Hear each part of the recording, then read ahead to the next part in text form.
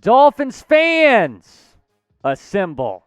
How'd I do, Jeremy, on that? Producer Jeremy? Okay, he's a Marvel fan, so hopefully I did all right. But I need your help, Dolphins fans. We're in a sub-battle with Seahawks today. We have gained some serious ground. Let's keep it up. So if you haven't already, hit that big red subscribe button right now.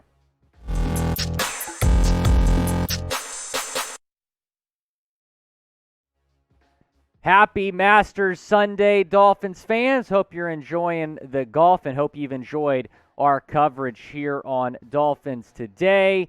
And we're going to have a little fun this afternoon. Have a little word of the day. Extraordinary is today's word of the day. So here's how this is going to work. I'm going to say the word a little bit later on in the show.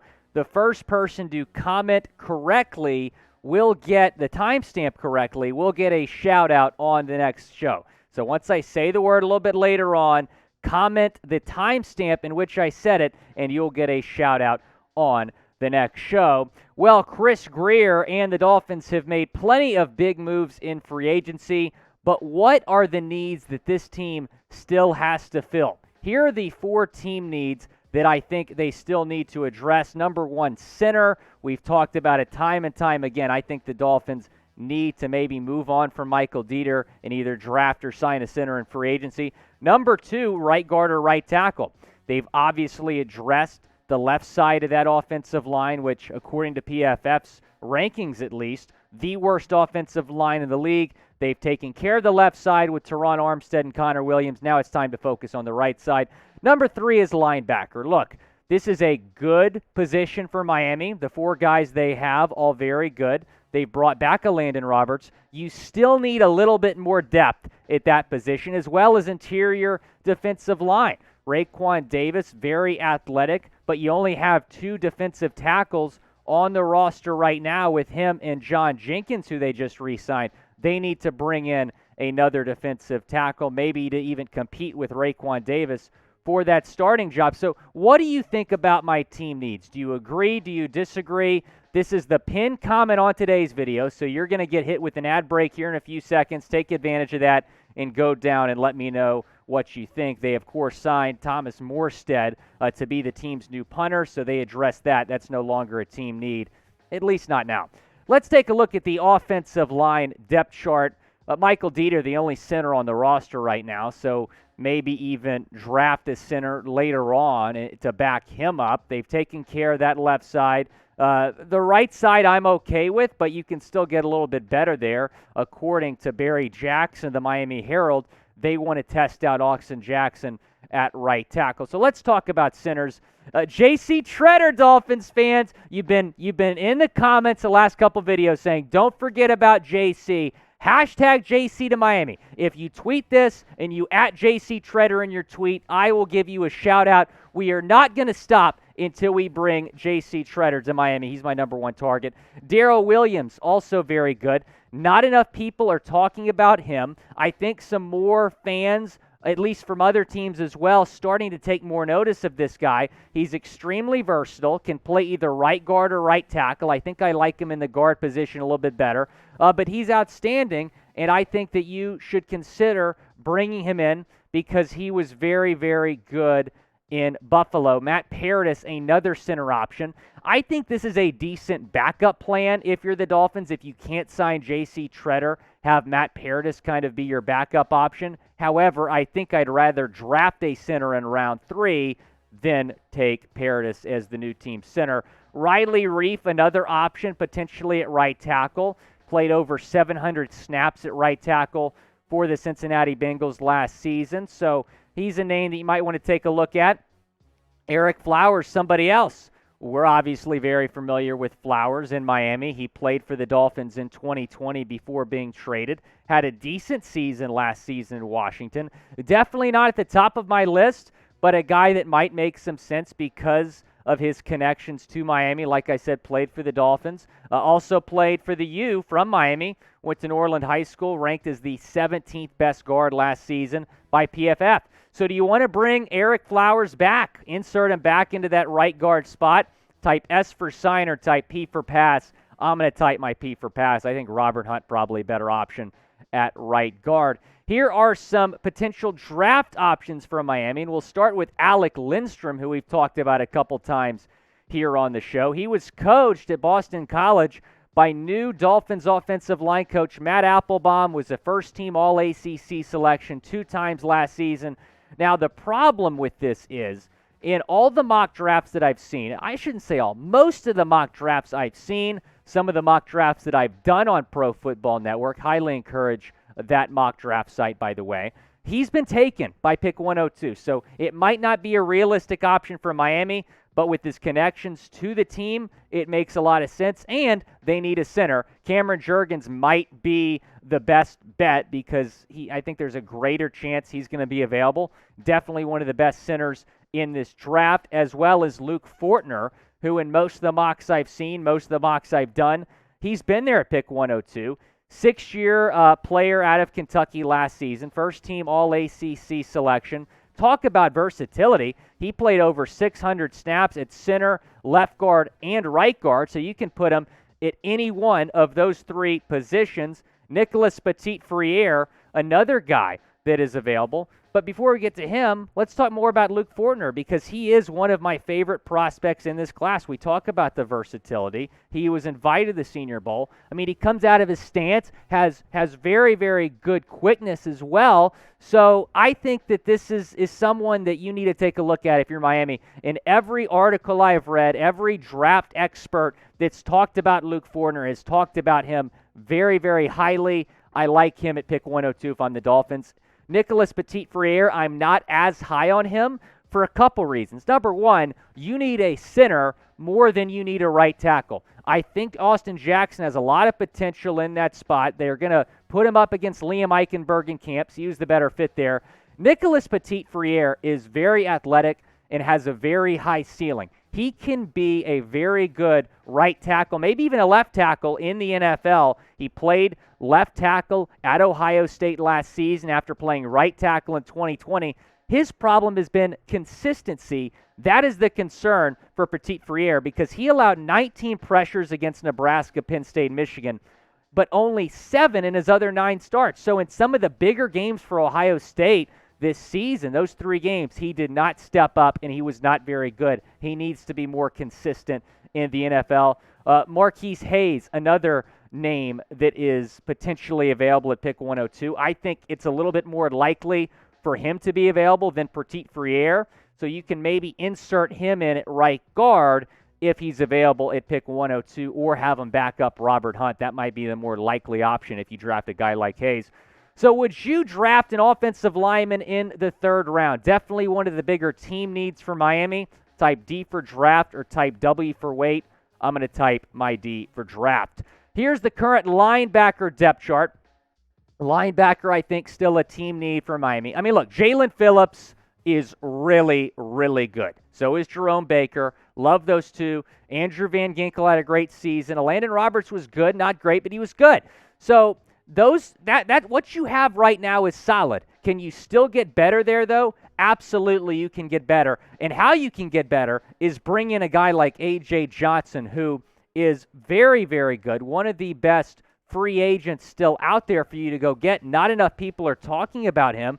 I think that he is a very underrated draft prospect, or I should say free agent that's still out there for Miami to get. Now, he suffered a torn pectoral muscle in Week 6. He missed the rest of the season, but he was one of PFF's top 5 off-ball linebackers in 2019 and 2020. Started for the Broncos in both of those seasons and was the starting linebacker, one of their starting linebackers again entering 2021.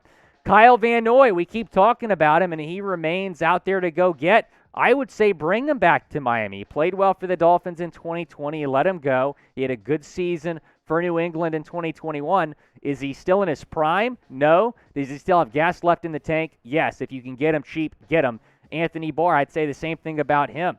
You know, he's getting a little bit older. He's been a Viking his entire 8-year career, 4-time Pro Bowler, remains out there. He's still remained linked to Minnesota. I wouldn't be shocked if the Vikings opted to bring him back, but he's still an option, as well as Jamie Collins, who started the year in Detroit, then went to New England, the Lions released him after they were unable to find a trade partner. He goes back to the Patriots, who he played for before. It was another stint with New England.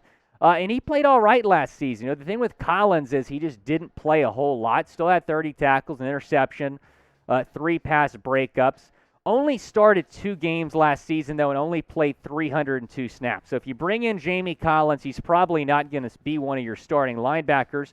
And then Reuben Foster, the last name on my list here, they brought him in for a visit the other day, which was surprising because he hasn't played in 3 years. But look, I'm familiar with his concerns, both off the field and his injury concerns. But if this guy still has some juice, I'm willing to give him a second chance. The Dolphins, I read an article this morning that the Dolphins might be his last chance to make it in the NFL. So it'll be interesting to see if they can sign him. Some draft options at the linebacker position. Troy Andersen out of Montana State is one of the more intriguing draft prospects in this entire draft. The 2021 FCS National Defensive Player of the Year.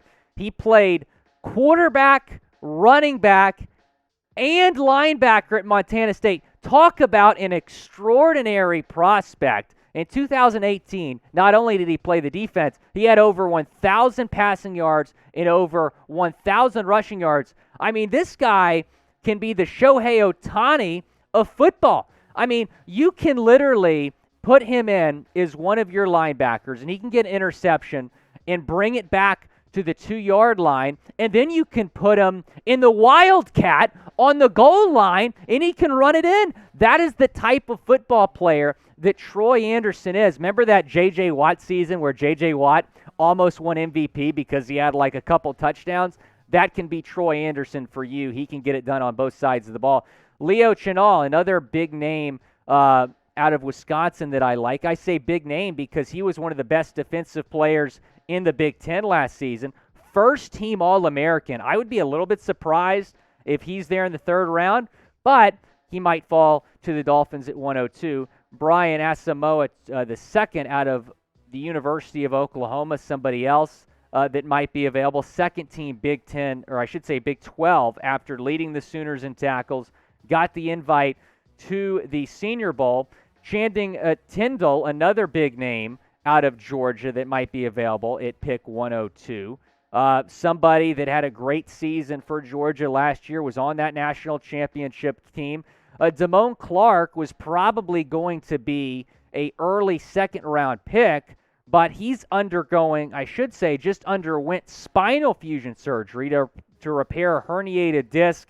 He led the SEC in tackles, just started 8 games in his first 3 seasons, and then his senior season at LSU, he leads the SEC in tackles, has this unbelievable year. So I feel really bad for Damone Clark because that herniated disc might be the difference between being an early 2nd-round pick and maybe a 5th or 6th-round pick. But if he's there for the Dolphins in the 4th round, his talent may be too good to pass up. However, he's probably not going to play the 2022 season after that surgery. You can get your official Dolphins draft caps, by the way, at chatsports.com/Dolphins draft. So go to that link, get your Dolphins draft cap. That one's probably my favorite right there. That one has kind of the Miami Vice look to it. And then also this flat bill that you can get as well. Again, chatsports.com/Dolphins draft. Plenty of draft coverage coming your way here on Chat Sports, so go get your Dolphins draft cap. Another need that the Dolphins might have, that interior defensive line. Emmanuel Ogbah, they re-signed him. They're good there. Christian Wilkins, outstanding. You're good there. You can get a little bit deeper, though, at that defensive tackle/nose tackle spot. So here are some names that I think you should at least look at if you're the Miami Dolphins. Sheldon Richardson, number 1 on my list. I should add that Calais Campbell was on this list. However, he re-signed with the Ravens yesterday. He's not going anywhere. So Sheldon Richardson, though, still available. Just started 7 games last season for Minnesota, so maybe he's a guy that you can put behind Raekwon Davis on that depth chart. Akeem Hicks, another veteran, 32 years old, had 3.5 sacks last season for the Chicago Bears. And then Larry Ogunjobi, a little bit younger, and that's why I like him maybe a little bit more than the first 2. 27 years old, coming off of a A really good season for the Bengals, career-high 7 sacks, 49 tackles. However, here's the concern. He suffered a season-ending foot injury in the wild card game against the Las Vegas Raiders. He was going to sign with the Bears, but he failed his physical, and that resulted in the offer being taken away. So Larry Ogunjobi, with injury concerns, still out there, as well as star Lutulele from Buffalo, 32 years old, released by the Bills on March 18th, had 3 sacks last season for Buffalo. So a couple veterans on this list, but if you want to go a little bit younger, maybe the draft is the best way to go in terms of that defensive line. A lot of new subscribers here on Dolphins Today. Thanks so much. We've gained over 1,000 subscribers in the last 10 days. If you haven't already, please hit that big red sub button now so we can continue to gain ground on the Seahawks. Some draft options at defensive tackle. Matthew Butler out of Tennessee, very intriguing prospect. His football IQ very high, but can he get it done at the next level? That's the question. Chris Hinton, a guy that might be available in the 7th round if you're the Dolphins. Dolphins have 2 picks in the 7th round. Zachary Carter, probably one of my favorite prospects, had a fantastic season at Florida, 11.5 tackles for loss, 8 sacks. He might be there in the 4th round. I doubt he's there if you want to wait until the 7th round to get him. Again, the Dolphins don't have a 5th or a 6th round pick. John Ridgeway transferred from Illinois State to Arkansas last season after 4 seasons with the Redbirds and was fantastic for Arkansas, one of the best defensive tackles in that loaded SEC. Haskell Garrett, another intriguing prospect, first-team All-Big Ten selection, 5th-year senior who had a pretty good season for the Buckeyes. Well, thanks for tuning in to this edition of Dolphins Today. Let me know what you think about the show by hitting me up on Twitter at WillScott44. Dolphins mock draft coming in the next few days, so be sure to stay tuned for that. This has been your host, Will Scott. Go Fins.